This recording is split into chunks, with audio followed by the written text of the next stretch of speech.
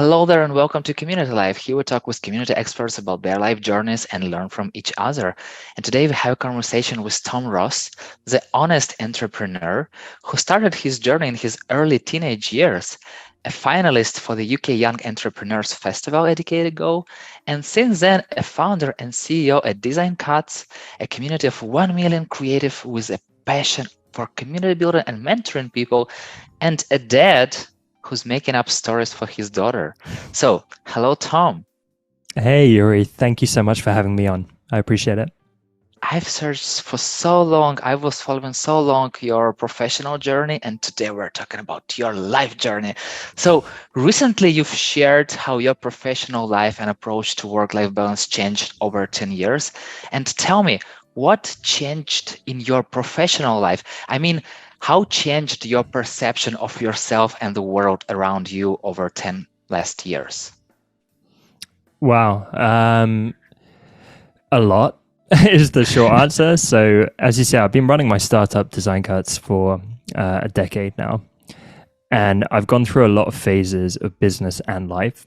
I documented it pretty publicly. But in the early years of my startup, I was all about like the hustle culture, like binge listening to a lot of Gary Vee and that kind of stuff. And that was really motivating and really good for growing my company and getting it off the ground. But I worked 18 hours a day, 7 days a week for a year and a half.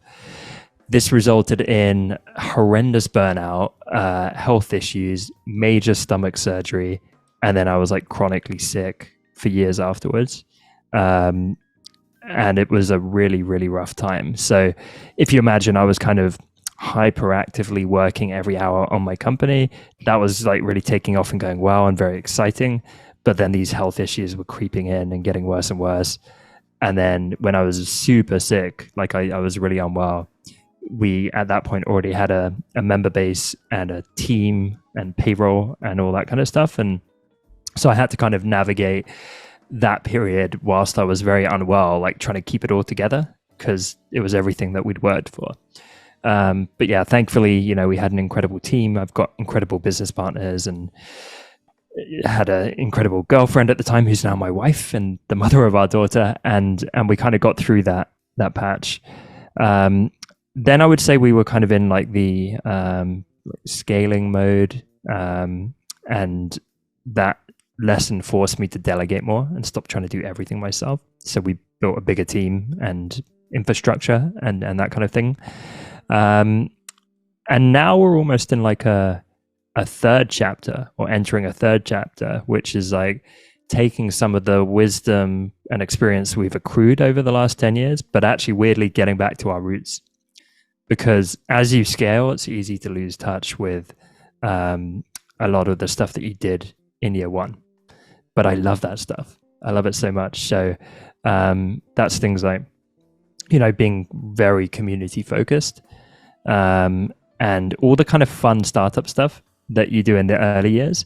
And we never totally lost sight of it, but it had ebbed away a little bit because suddenly we had to focus on the bigger, more complex things. We thought all these consultants are telling us you need to do more data analysis and technical SEO and these types of things. And that stuff can be important, but it's never been the stuff that excited me. And when that becomes your whole focus and it's something that you don't really enjoy, it can get a little bit miserable. And so where we're at now is I've actually just started publicly documenting this. I'm building in public, as people say, and I'm basically releasing videos several times per week as I share the journey of entering this new chapter with Design Cuts. And that chapter is all about getting back to our community roots. So there's a ton of stuff within that. And I'm very happy to unpack what, community looks like for us today. And it still sounds like more professional part of your life, but going more to your personal life, like what changed in your personal life? Again, I think everything. 10 years is a long time. So I'm 35 now. So if we go back to 25, I was starting my company. I was just coming out of a phase of probably like partying too much. So if I'm being very honest, I finished university, or as Americans say, college, and I think I wasn't ready to be a full adult yet. So for a few years after university, I like continued that lifestyle. I was working on a blog kind of part time, but like partying with my friends far too much.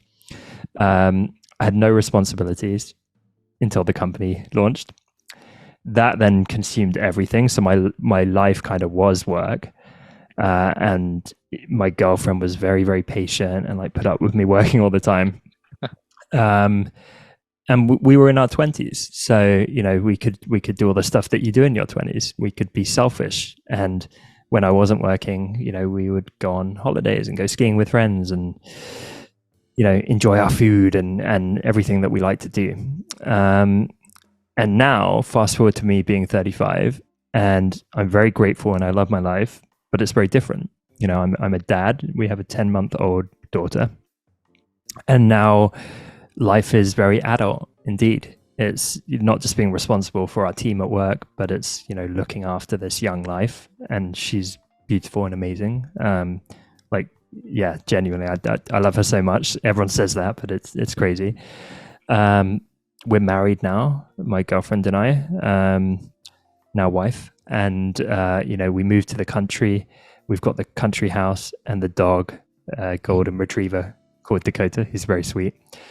And everything that goes with that, the responsibility and the mortgage and all of these things. And so I think a lot of the ease of the 20s has been replaced with responsibility and reality.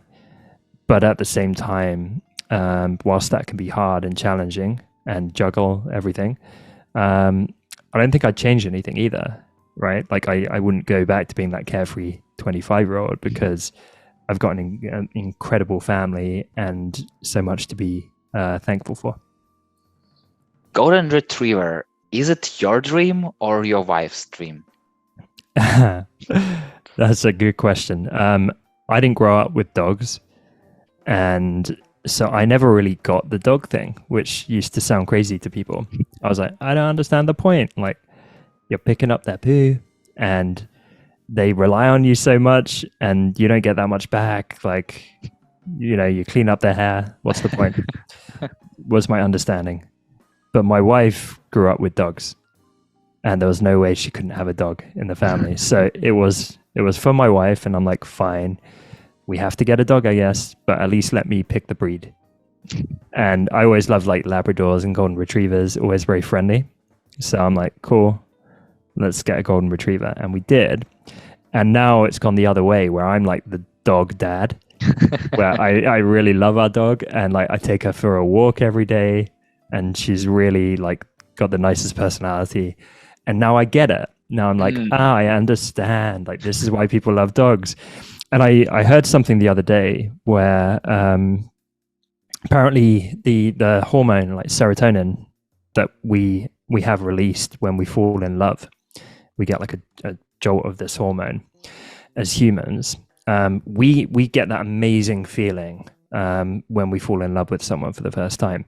They get that love feeling every time they see us, apparently. Like, their brains are wired differently, and that's why they're so kind of needy, I guess. But yeah, they fall in love with us every day, which is quite sweet.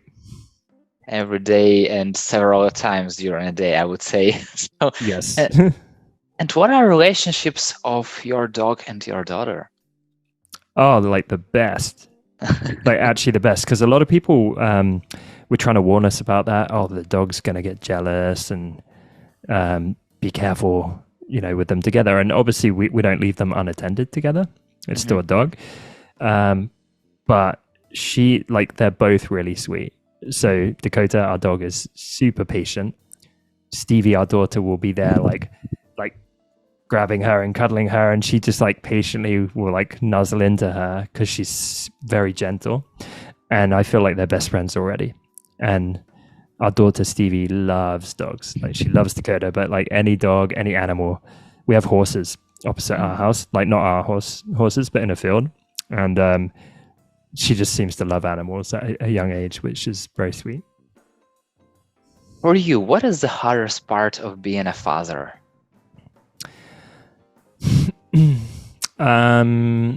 The constant responsibility in that you literally can't be selfish. You're always thinking about this other person before yourself. And so you can't just do whatever you want to do anymore. And that's very constraining. So my social life is really taking a hit. Like, I can't just go out with my friend in the evening. I can't just go grab a beer or do whatever I want whenever I want. It's constantly doing it around the routine of having a baby and trying to support your partner and support each other. So life is very different. And, I know that stuff is going to come back. But as someone who's quite extroverted, I do miss, seeing friends all the time and being very free with that. Although I'm drinking a lot less alcohol, which is probably a good thing. Yeah, most like you never know. Sometimes. Yeah. Tell me more about you. Okay, so if you are talking about alcohol, so how much alcohol did you drink before your daughter? Like,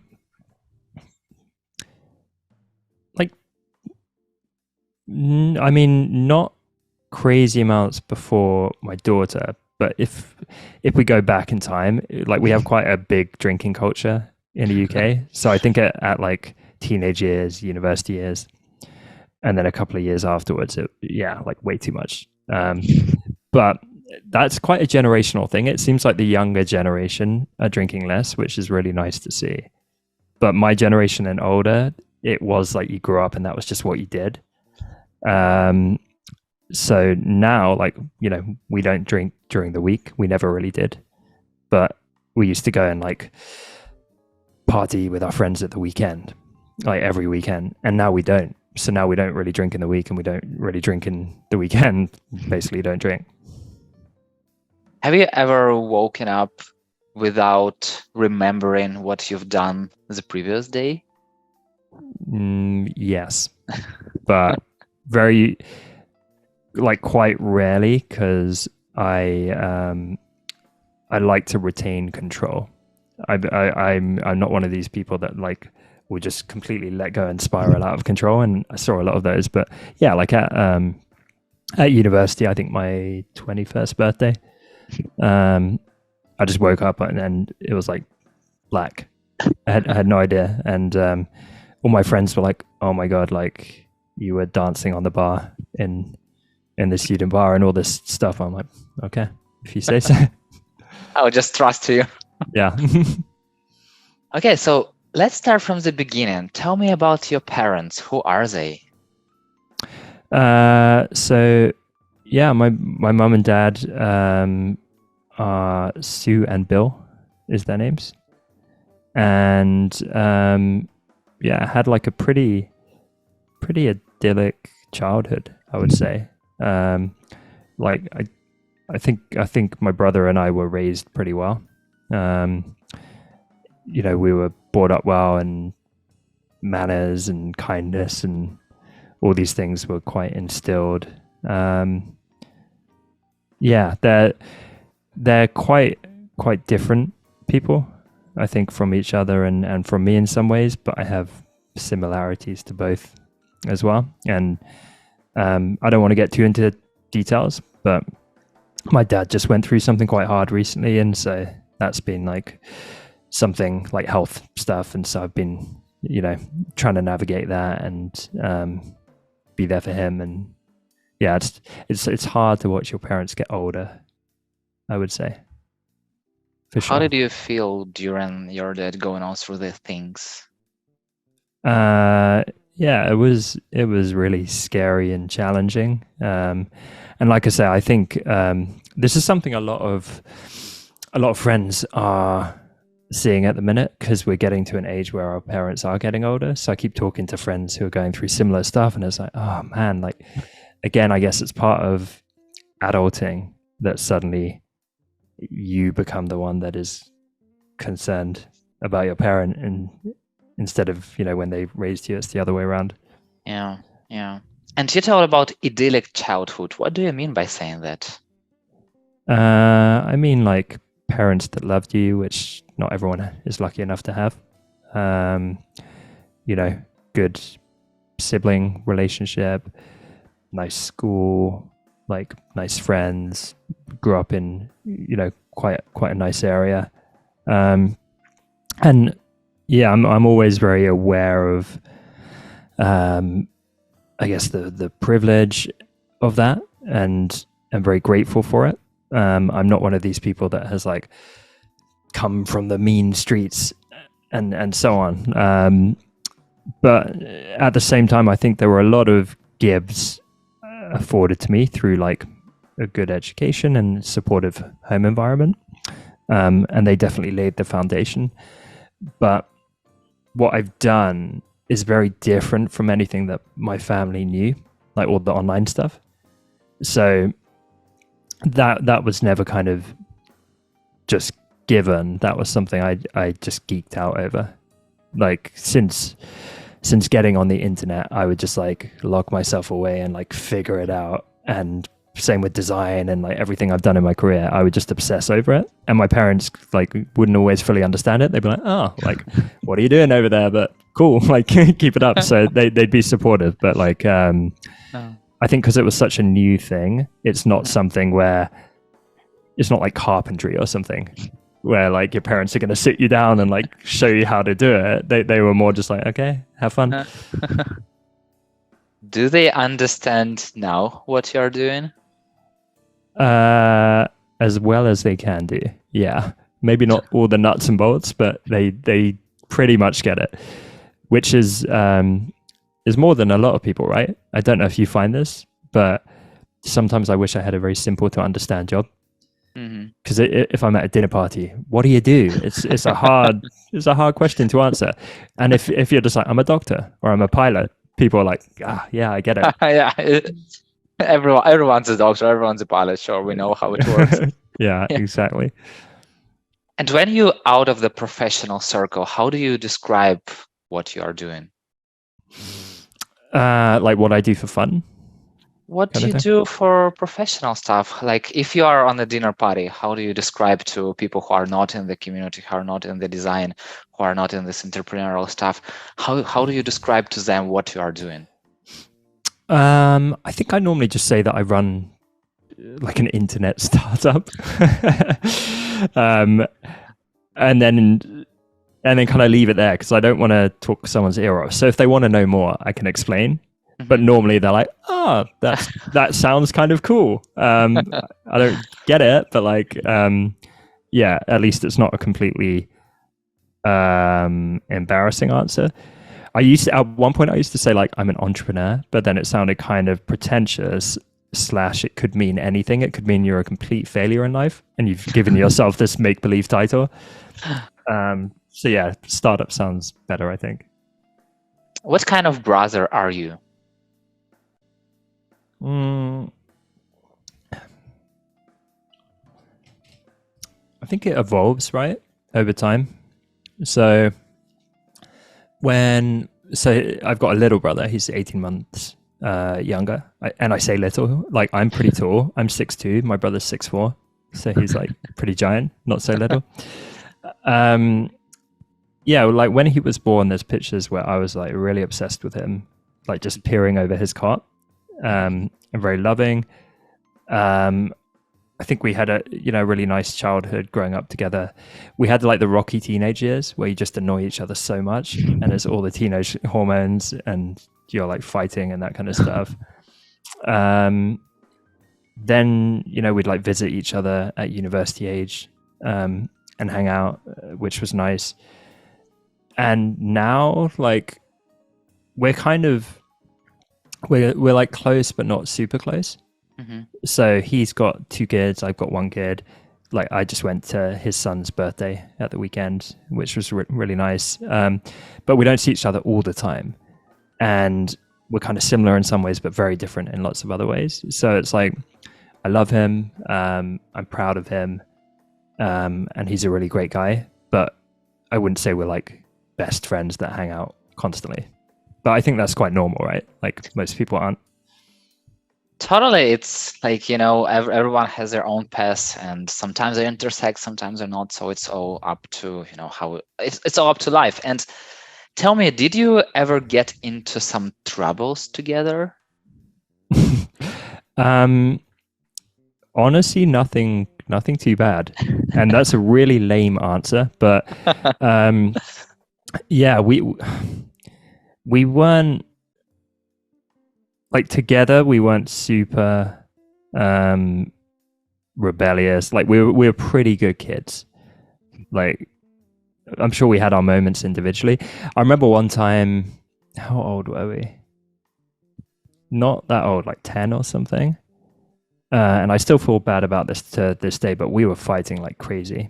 And we had a babysitter, and my brother had like been like throwing metal spoons at me and like all this stuff. And right as the babysitter left the room and she walks back in the room, at the same second she walks in, I like punch my brother in the head and he just falls behind the sofa. And I never did that before.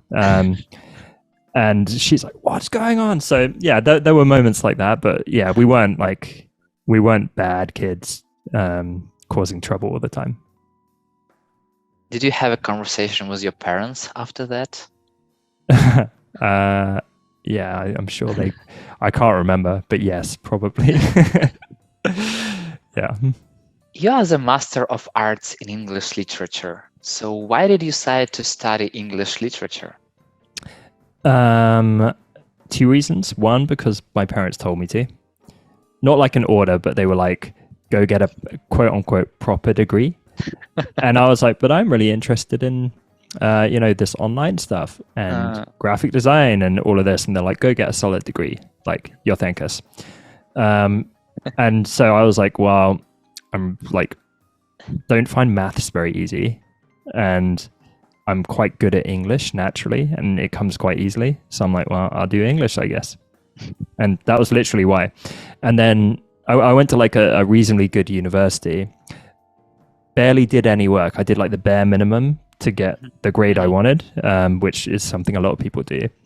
And in my spare time, I would help friends who were doing courses I enjoyed with their coursework, like a loser. So I remember like designing a vodka poster for one of their projects or something in Photoshop because I enjoyed that stuff. I wanted to do that stuff. I wanted to do like the marketing stuff and the design stuff because that was fun.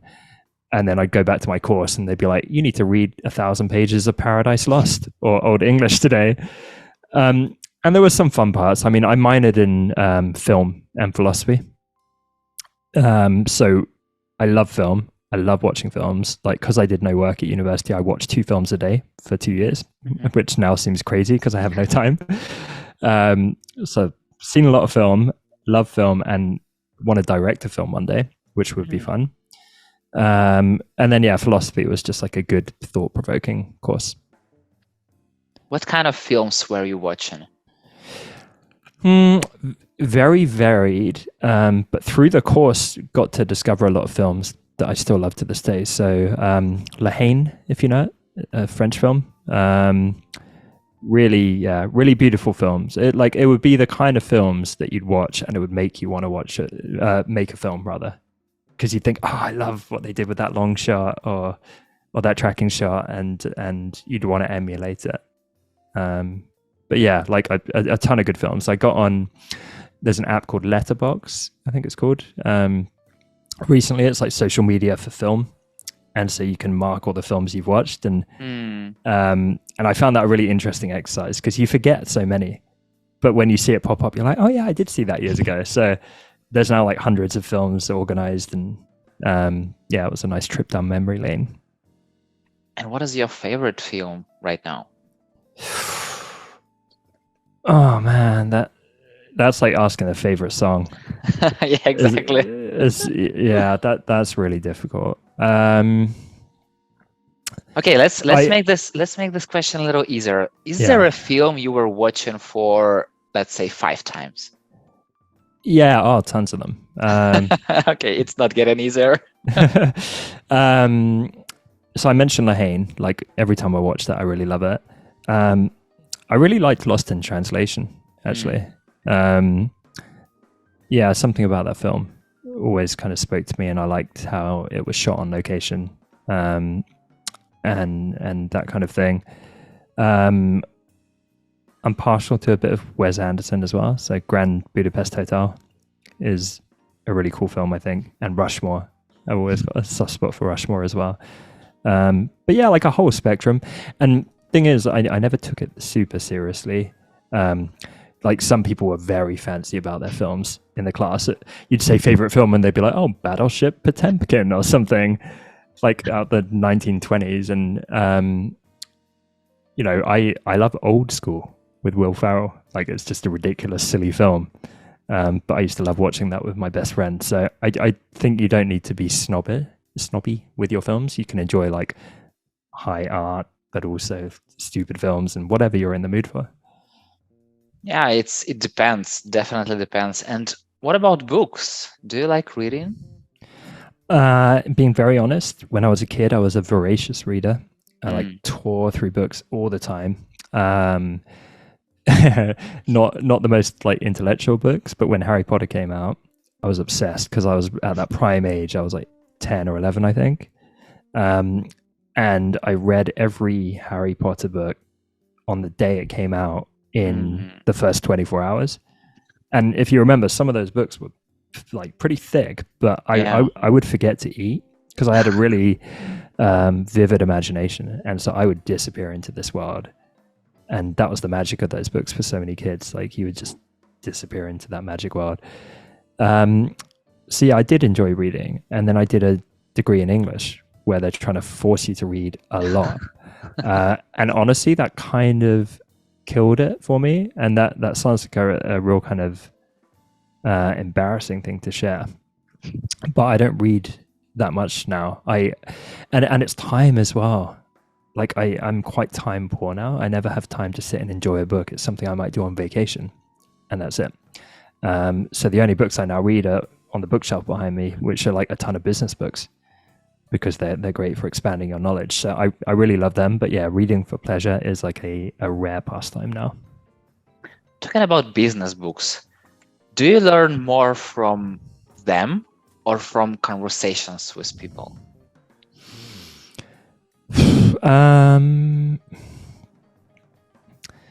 I would say a blend of both, but honestly, I learn the most by doing. I think too many people lean just on consumption, and actually creating and doing is the best way to learn. Like the best business lessons I've had are by launching a startup, running a startup, and the crazy roller coaster. And it's so specific for everyone. So you can learn some great things from authors, but they don't know your specific journey. Like the things you go through are completely unique to you. You are a unique individual, and it's very hard to give a blueprint for that. So I kind of prefer learning as I go. You, on your website, you share that you have a lot of passion for community building and mentoring people. And outside of that, let's say outside of work, what are your other passions? I'm happy to say I do have other passions because I think for a while it's easy to get so consumed by work you don't make time for stuff. Obviously, my family. I really like nature. I think as kids, that was something I loved about our childhood. You know, we would get taken to very like woodsy areas and build tree houses and that kind of stuff. And I can't wait to do that stuff with our daughter. But like, I really, you know, we live in a beautiful area now, and I love going on dog walks and hikes and being in the woods. Next to me, I can't tilt my camera, but I've got guitars and a bass. So I play like guitar, bass, dabble in piano. I'm not particularly good at any of them, but you know, I write like crappy songs. Music's like a really nice outlet. I was in a band for a few years, so we do like weddings and play pubs and local venues, and that was super fun. I love cooking, love watching movies when I get the rare moments to, and just anything creative. Like I am a creative person, so drawing, painting, photography, making short films and silly things, like even making content for social media.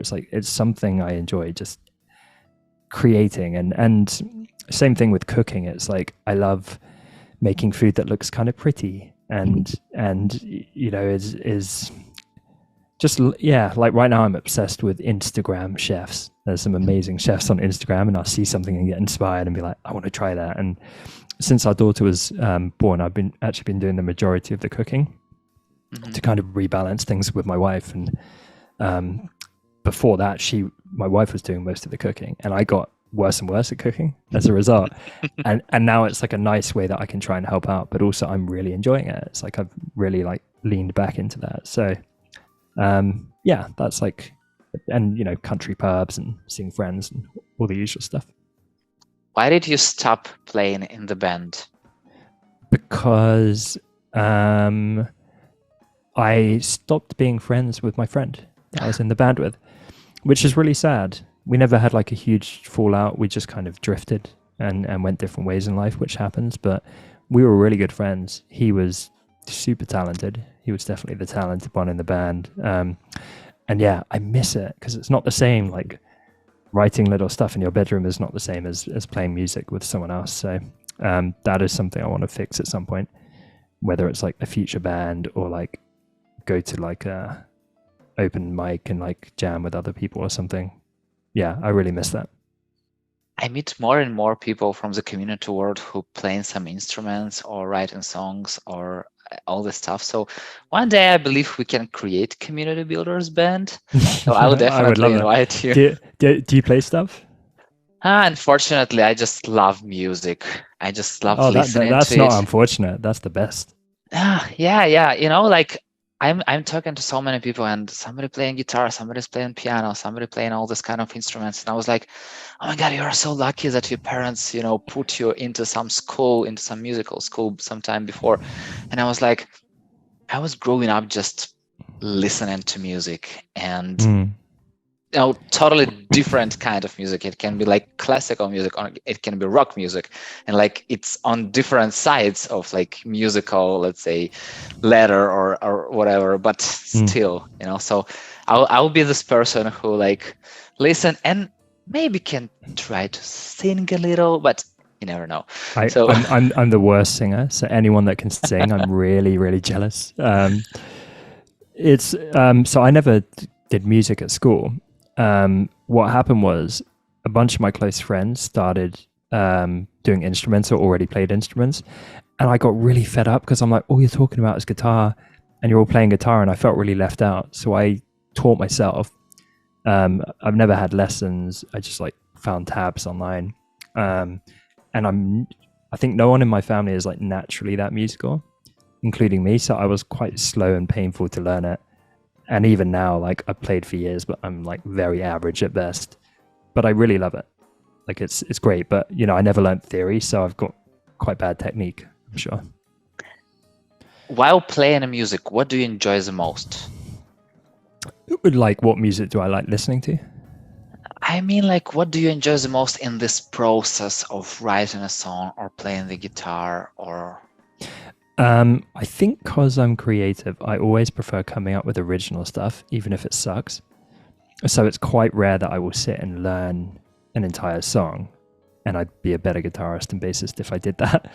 Instead, I just kind of tinker, and I think a lot of the stuff I write is quite like alternative, indie, like a lot of the music that I grew up loving, like that kind of vibe. I'm really partial to like an 80s sound, but kind of like that post-punk 80s, like yeah, growing up it was a lot of like Smiths, Joy Division, The Cure, like a lot of bands like that. And some happier music too. People accuse that of being very depressing, but I really like that stuff. But yeah, quite an eclectic mix of music that I'm into. Got it. And while talking about Harry Potter, you told that you could forget to eat something. What is right now can make you forget to eat? Very little is my honest answer. I do get caught up in work and so on, but there's a joke with my wife that she's like, you never forget to eat, really. So like we had it recently where our baby was sick and stuff, And obviously her priority, she's our priority, and we're looking after her and trying to get her back to sleep and all that kind of stuff. But whilst this chaos is happening in the background, I'm like making sure there's some dinner happening, because I can't just skip a meal because I get so hungry. I'm like, which is terrible. Like, What changed in you after you became a father of a daughter? like I mentioned before, I think less selfish, but I think it just gives you. I think it makes you grow up. There's a lot of stuff before that I would kind of suck at. There's like a running joke in my family. I'm not very handy around the house. I'm not good with DIY and, this kind of stuff. And I think when you're a dad, it's like you just have to figure it out. So there's stuff where I know before I would be like, I can't be bothered, or I'm just not going to learn. And now it's like, I have to figure it out, right? Like, so I'm there at the weekend, like building like tables. We got like a toy table for her. And at the point of frustration where I would have given up in the past, I'm like, no, I need to get this done. And I really like that, because I feel like it makes you mature. And I think that's quite common, right? Like a lot of people will have a kid and be forced to grow up in the process. Once you transformed into Deadbot with a texture mat and sellotape, and where each colorful texture circle triggered a different sound effect, and you wrote that your daughter's favorite sound was the chicken, but what other sounds Deadbot had? You've done your research. I love that. So yeah, literally, I was trying to entertain her one day. We had this giant cardboard box from a delivery, and so I cut holes in the side and the top, put my head through and my arms through, and like drew all this stuff on it. And like you say, when she pushed the button, I'd make a stupid noise. I can't even remember all of them. It was kind of like Bop It, if you ever played that. So I'd be like, woo, or like, or like just ridiculous noises. But what was really stupid is my wife eventually came in and laughed at me because it looked ridiculous. And I couldn't get out of the box because it was a really tight fit, and I was stuck in the box. And I think I had to like rip my way out of it, and it was cutting in my armpits. So it went from being quite funny to like, no, I'm legitimately stuck in this cardboard box. Yeah, it's kind of both funny and kind of like weird, crazy story. And have you ever turned into Deadbot since again? One more time, I think, with looser armholes. I learnt my lesson. How else do you love having fun together with your daughter?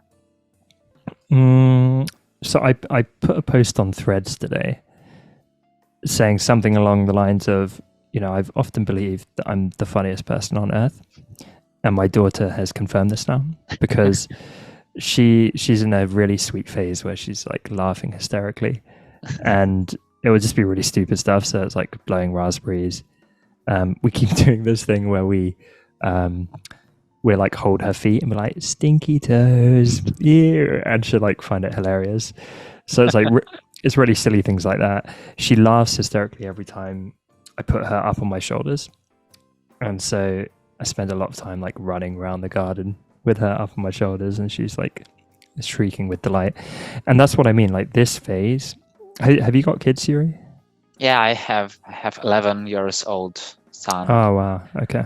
So I'm kind of like already forgot how it looked like when you have a really small kid. I still have some, memory, but currently he's turning more into a friend of mine. That's so really sweet. At one moment you have to care. Definitely, I have to care about him right now for sure. But it's more like it's more like a real, let's say, grown-up person, even though it's far not grown up yet. I love that. I think each phase brings like challenges, but also amazing things. I've heard. You've experienced much more than me with that, but it's a nice phase right now because it's not just like a newborn that kind of lies there and gets fed and you can't play with. Like now, much more interactive, much more fun. I'm enjoying this age.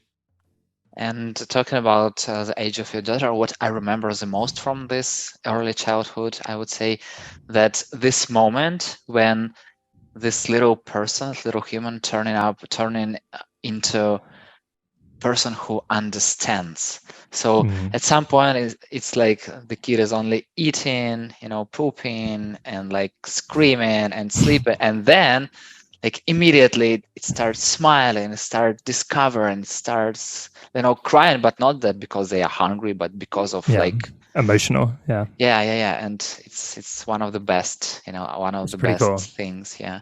Yeah. And once you shared that during your dog during your walk with your dog, you met a total stranger and you ended up walking together, chatting nonstop for an hour about everything.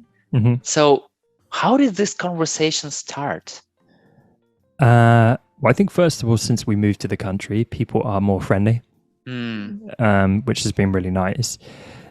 He's called David, and he lives like, I don't know, a few hundred yards down the road. Um, and I bump into him now sometimes still. Like literally, I think 3 days ago, we did the same thing, and Hmm. we just happened to go through the gate at the start of the walk at the same time. And because everyone's quite friendly, it felt weird to then like ignore each other.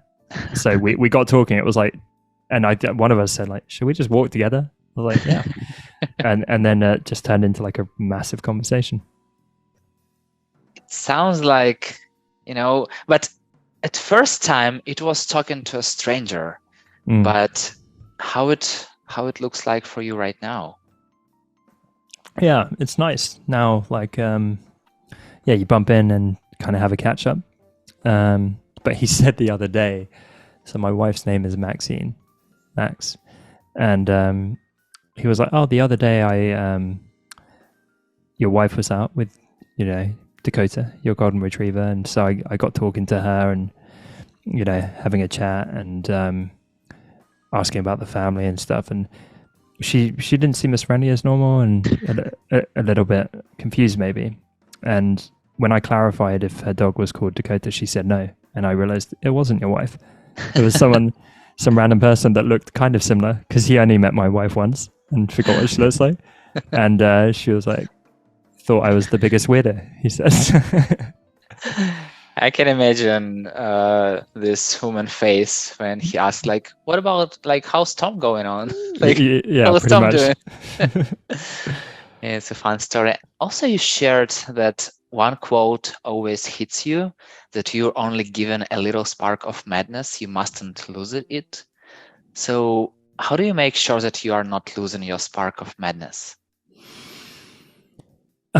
So it's a Robin Williams quote, and every time I see it, something about it resonates. I think the first thing is like not being a passenger in life. And what I mean by that is, I think it's really easy to get swept up into the busy day to day. And before you know it, you blink and, you've been in the same mundane job for 20 years or in the same routine, or maybe you're not happy with something and it's just become habitual.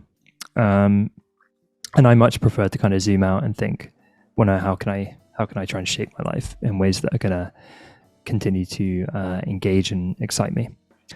I think as well, like just having silly moments, like it's too easy, especially when there's responsibility and pressure. You start to take life too seriously, and I've been very guilty of this. And I've had anxiety and panic attacks through the pressure of work and so on at points. And I think as well, trying to lean into who you truly are. And I'm very drawn to people that do that very well. So there's a friend of mine, James, that springs to mind. His social handles are made by James. And he's built this big, he's a great designer and creative, but he's building a very big audience now. And he's very authentically himself. So he's shared his very like raw, honest story. Some very hard things happened to him as a child. He was a drug addict and an alcoholic, and he's come through that, and he's now got a family, and he's an amazing guy. But he's kind of unashamedly himself. Down to when we hang out, he wears like crazy trousers and trainers that I would never wear, and we tease each other. But I love it and I respect it because he's not beige, he's not blending in, and he's not trying to do what everyone else is doing. He's saying, "This is me. I'm going to do what I want," and still be very kind and a very decent person, but be very unique. And I think that's one of the best things you can do in life. I feel like we all try and fit into the mold, including me. And often I look at people like that and it almost gives me permission to lean into what makes me more unique and not be embarrassed or ashamed of that. And that's one of the things, like right now I'm kind of preoccupied being a new dad, but that's one of the things in life that I want to do more and more and more, and be like, screw it. This is who I am. This is what I like. If I want to wear the crazy trousers, I'll wear the crazy trousers, like whatever it might be. And whenever I've done that in life and had the conviction to kind of put myself out there and be myself, it always feels good. And it always makes you grow in confidence. And so, yeah, that's something I want to do more of. Tom, I really have so many questions for you and so much follow-up questions, and I really wish to have the sky is the limit to our conversation, but time is the limit. So let's jump to the rapid-fire questions. Let's do it. Walk with the dog or go into the gym? Ooh, tough. Ideally both, because I love the gym. I'm going to say walk with the dog because that's what I'm doing right now, and I'm skipping the gym. Friend's birthday party or dinner with the family?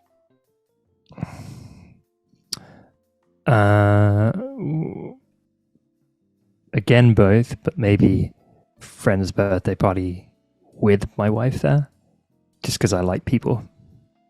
Yeah. What are your favorite color and song? At least at the moment. I know it's hardest question. At least the favorite song at the moment. Oh man, that is really hard. So color used to be blue, moved to the country, and now you can probably see on my video right now, it's green. Loving green. It makes me think of nature. And song. Oh, this is hard. I'm actually looking at Spotify. What do I keep listening to?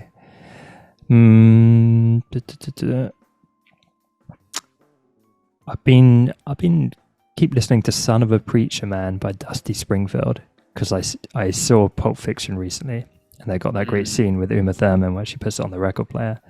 It's a great intro. So yeah, maybe not my favorite song of all time, but right now yeah. If you were a superhero, what superpower would you have? This is where people need to sound really magnanimous, right? Like heal the world, heal all disease. I don't know, probably flight, right? It would be pretty cool. Totally agree. I should be saying the power to build community with all. You already have this, so... Good point. Who do you learn from in the community world? Name just one person. David Spinks. Name two people who I should definitely reach out and invite to have this community live conversation. Jay Klaus and Rosie Sherry. Is there one question that I definitely should have asked you but didn't?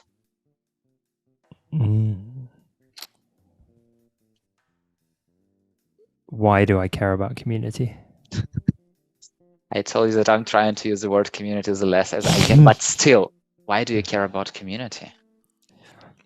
So I read this from a couple of people recently, like very prominent thought leaders in the community space that I really respect. And whenever they tell their story, it sounds familiar and kind of resonates with me. It's like, I was a young kid, I was trying to find my people, and I felt like I didn't like fully connect with people at school. And then like online, I found like-minded people and deep connection. And that's kind of the inception point, right? And then from there, you realize what a beautiful thing community is. Because for me, if I meet people just in the general public, like it's great and you hit it off occasionally, but more often than not, you're maybe like slightly different people. But when I think of the communities I'm in, if I go to a creative design conference or I'm in like an entrepreneurial community, and you go, oh, I feel like I found my people. It's the best feeling in the world. Yeah, that's what I love about community. Once go community, never go back. Yeah. Exactly. And yeah, Tom, thank you so much for this conversation. It was so nice to finally meet you, let's say, kind of in person and get to Likewise. know just, and had just a sneak peek behind the curtains of your community life to get to know just a little more as a human, as a dad, as a friend, as a guitar player, as a literature and movies lover, And yeah, I enjoyed our conversation so much, and thank you so much for your time. Thank you for having me. I enjoyed it too. I've done like quite a few of these. This is by far the most personal interview I've ever done. So props to you for structuring things that way. And yeah, I appreciate it. It was great to finally connect. And thank you so much, and see you in the community world. I'll see you around, my friend.